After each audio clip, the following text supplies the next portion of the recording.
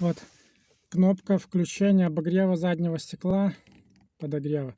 Вот заменил, вот такой вот элемент был, заменил вот на такой, потому что уже не нажималась эта кнопка. И в этой уже слабовато нажимается, но в этой вообще уже не нажималась. Как заменил? Вот два этих контакта, вот тут вот они замыкаются, это два силовых. Раньше тут 4 было, вот просто такими перемычками сделал и соединил. И теперь вот так вот просто на кнопку нажимаешь и все.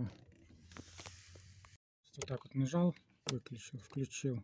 То есть выключил, включил. Выключил, включил. Все. Отлично работает.